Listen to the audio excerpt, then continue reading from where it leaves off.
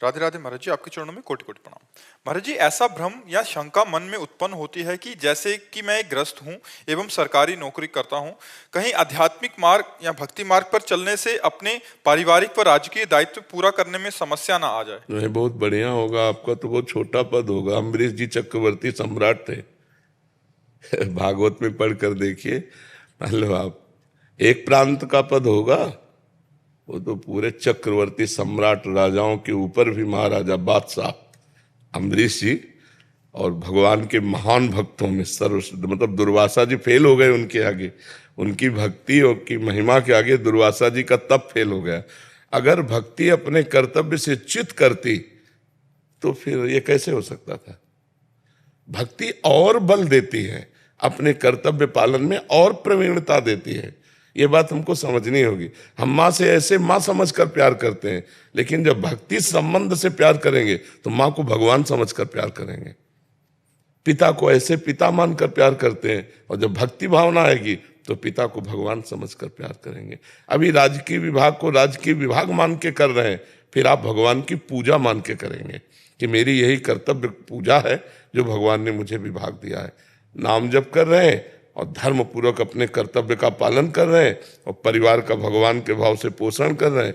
बहुत बढ़िया भक्ति तो बहुत बढ़िया जीना सिखाती है। महाराज जी, ब्रह्मवश कभी कभी ऐसा लगता है कि नहीं, कहीं ऐसा ना हो। तो इसीलिए आप समझ लो कि आपका परिवार में 2 4 10 लोग होंगे, हमारे परिवार में 1000 1500 लोग हैं।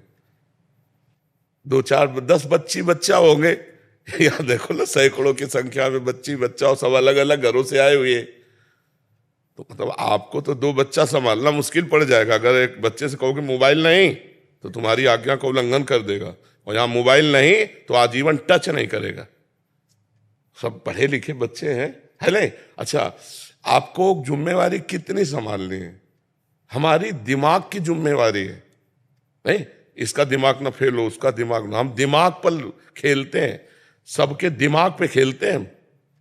तुम बाहरी व्यवहार पर खेलते हो और हम तुम्हारे दिमाग पर खेलते हैं।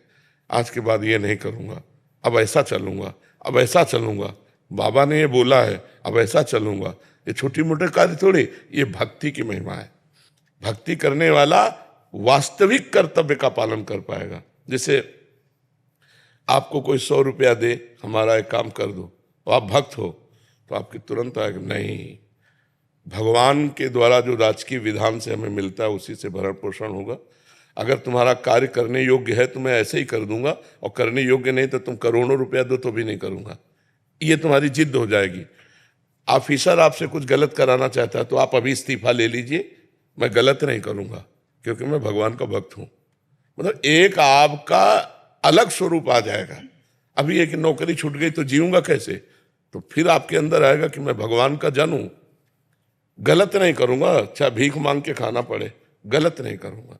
ये भक्ति आपको पुष्ट कर देगी, निर्भय कर देगी, निर्लोभिता, कर्तव्य पालनता। भक्ति बहुत बड़ा सद्गुण है, कर्तव्य का पालन। अगर मैं भगवान ने कर्तव्य दिया तो हम आपको भगवान मानकर, मेरे भगवान इतने रूपों में आए, और उनसे प्रेम से बात करते हैं, जो भगवान बुलवाते हैं उत्तर दे देते हैं। अपने अपने कर्तव्य का सम्यक रूप से पालन भक्ति सिखाती है। भक्ति कर्तव्य छुड़वाती नहीं है, भक्ति पुष्ट करती है। और भक्ति के पुत्र हैं ज्ञान और वैराग्य, ये भक्ति के ही पुत्र हैं। तो जितने ज्ञान से आपका काम चलना है, जितने वैराग्य से आपकी भक्ति पुष्ट होनी, उतने ही भगवान देंगे। गृहस्थी ना एक से एक महान भागवत, एक से एक महान भागवत, मतलब एक से एक महान भागवत गृहस्थ में हुए। हमें लगता है विरक्तों से ज्यादा गृहस्थ में महाभागवत हुए। भक्तमाल अगर पढ़ी जाए तो विरक्तों से ज्यादा गृहस्थ महान उत्तम स्थिति को प्राप्त हुए। पर बहुत जोर की भगवान की भक्ति उनके हृदय में। चीदर चिदरानी जी नाम के एक भगत भक्तमाल जी में आते हैं, तो पीपा जी और सीता सहचरी जी उनके यहाँ दर्शन करने गए, उनकी भक्ति की महिमा सुनकर। उनकी हालत ये थी कि संत जन आते रहते थे तो सब, तो अर्थ नहीं रह गया था, घर में खाने को नहीं रह गया था, दरवाजा खिड़की नहीं रह गए थे, वो भी उखाड़ के बेच चुके, संत सेवा कर चुके थे। अब जब पीपा जी सीता सहचरी आई, तब चीदर जी अपनी पत्नी से, चिदरानी जी से कहा, आज संत भूखा जाएगा, क्योंकि कोई उधार देगा नहीं और घर में कुछ है नहीं जो बेच दे। तो आज हमारा नियम टूट जाएगा कि संत कभी भूखा दरवाजे से नहीं जाना चाहिए। और इतने बड़े संत पीपाजी सीता से चले तो उनकी पत्नी ने जानो क्या कहा, भूखे नहीं जाएंगे, हमारा एक वस्त्र है शरीर में, कुछ देखने लायक है, मतलब थोड़ा ठीक है, क्योंकि चीदर जी की तो फटी द्रुपटी धोती लपटी हुई थी तन में, उन्होंने अपना वस्त्र उतार दिया और कहा बाजार में बेच दो, चना गुड़ तो मिल जाएगा, कुछ तो मिल जाएगा, भूखे तो नहीं जाएंगे। भगवान की कृपा से वो बिक गया, तो उसी का दाल चावल लाए बनाया और रज के पात्र में जब उनके सामने, तो सीता से चले जिनका भक्ता इनको भी बुला लो यहीं, तो उनका नहीं, उनका नहीं मैं बुला के लाती हूँ। अंदर गए तो देखा रसोई में निर्वस्त्र बैठे हैं, आंखों से आंसू चल रहा है, मुख से भगवान का नाम चल रहा है। सीता सहचरी समझ गई घर की हालत देख के, और तो उनका सखी तुम निर्वस्त्र क्यों बैठी हो?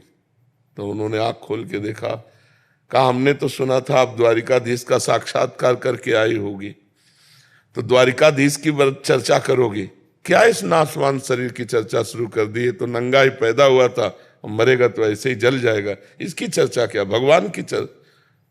कितने महान भक्त। सीता सहचरी जी लौट के आए पीपा जी के पास, कान में बताया कि हम तो समझते थे कि राज रानी है, महल सब कुछ त्यागा, लेकिन इनके त्याग के आगे हमारा किनका भी त्याग नहीं है, अपने शरीर के वस्त्र को बेचकर ये भोजन आया है। भक्ति सर्वस्व त्याग, सर्वस्व बलिदान और निष्ठा। तो आप अपने पद का अगर निष्ठा पूर्वक पालन करें तो बहुत बड़ी पूजा भगवान की होगी। जो भी आपको कर्तव्य कर्म में मिला हो, और नाम जप करते हुए अपने परिवार का पोषण करें, ये भगवान की भक्ति सिखाती है। भगवान की भक्ति ऐसा नहीं कि अपने कर्तव्य का त्याग सिखाती हो, कर्तव्य के लिए त्याग सिखाती है, अपने कर्तव्य के पालन के लिए प्राण भी दे दें हम, ये भक्ति सिखाती है जी।